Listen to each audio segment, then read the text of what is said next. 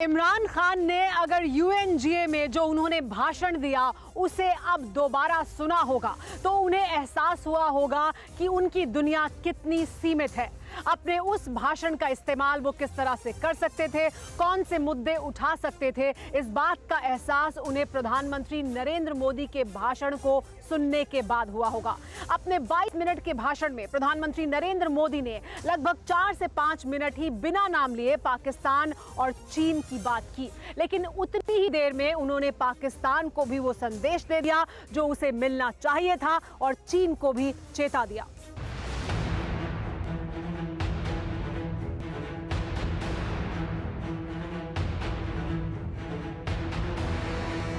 I have great pleasure in welcoming His Excellency Narendra Modi, Prime Minister of the Republic of India. I invite him to address the General Assembly.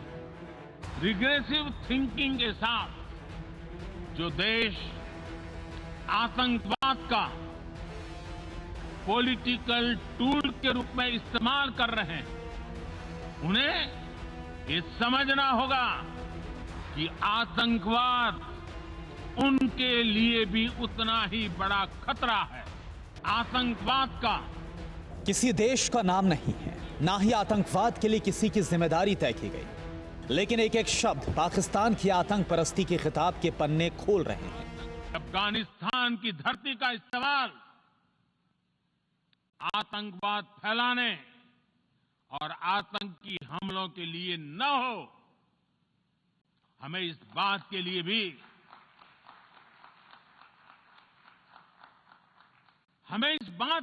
सतर्क रहना होगा।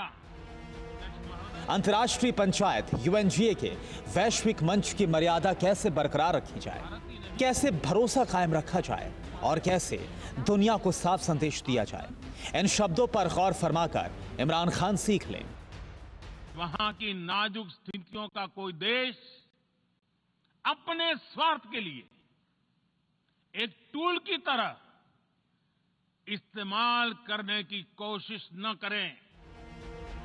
एक एक लफ्ज पानी की तरह साफ है।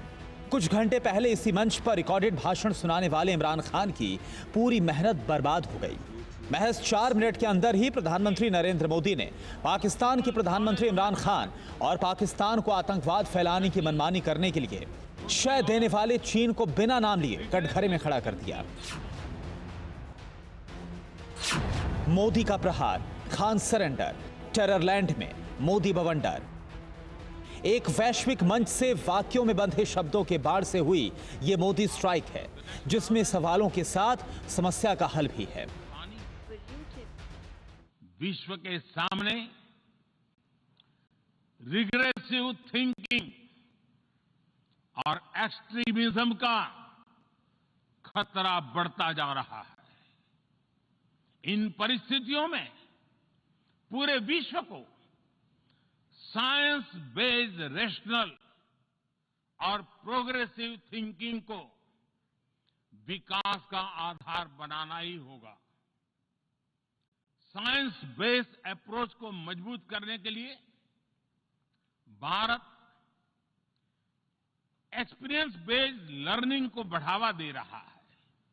हमारे यहां स्कूलों में हजारों अटल टिंकरिंग लैब खोली गई है, इंक्यूबेटर्स बने हैं और एक मजबूत स्टार्टअप इकोसिस्टम विकसित हुआ। मंच एक है जहां पाकिस्तान के प्रधानमंत्री इमरान खान पहुंचे तो नहीं, लेकिन ऑनलाइन गेटवे से कश्मीर पर चीख रहे थे, अफगानिस्तान के मोर्चे पर छाती पीट रहे थे। उनके टारगेट सिर्फ 2 थे, फोकस भी 2 ही देश थे, भारत और अमेरिका। इतने सेलेक्टिव होने के बावजूद इमरान खान का कोई तीर निशाने पर नहीं लगा। Onus remains on India to create a conducive environment for meaningful and result-oriented engagement with Pakistan.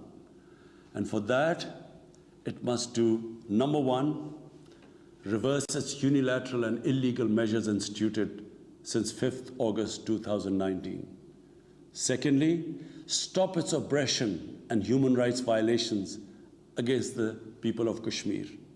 And 3, halt and reverse the demographic changes in the occupied territory. Propaganda के तहत अपने ही उठाए मुद्दों पर इमरान खान का आत्मविश्वास डगमगाता नजर आया। लेकिन इसी मंच का इस्तेमाल प्रधानमंत्री नरेंद्र मोदी ने मुद्दों पर निशाना साध कर किया और इसके केंद्र में है पाकिस्तान के बनाए हालात से लेकर दुनिया को असंतुलित करने के लिए फैलाया गया चीन का जाल। प्रधानमंत्री मोदी के यूएनजीए के मुख्य मुद्दे समझिए।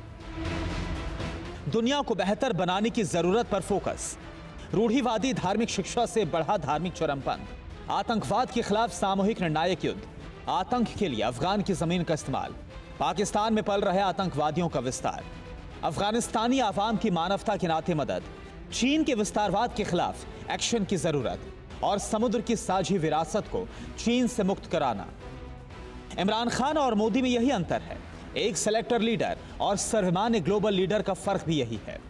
आतंकवाद जैसे बीमारी के इलाज पाकिस्तान के बनाए खोखले आभा मंडल और चीन की विस्तारवादी नीति का बंदोबस्त कैसे करना है, इशारों में पूरी दुनिया को समझा देना यह मोदी ही कर सकते थे। यूएनजीए में इमरान खान ने भले ही भारत को कश्मीर और कश्मीरियों के बिना सबूत रखे मुद्दों को उठाया, भारत को बदनाम करने की कोशिश की, लेकिन प्रधानमंत्री मोदी ने पाकिस्तान और चीन का नाम लिए बिना ही असरदार प्रहार कर दिया, जिसमें सबसे ज्यादा चोटिल हुआ है पाकिस्तान।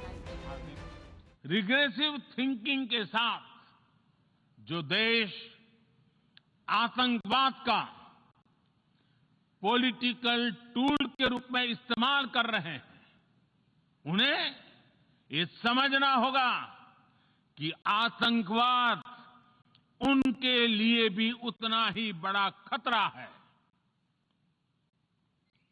ये सुनिश्चित किया जाना बहुत जरूरी है कि अफगानिस्तान की धरती का इस्तेमाल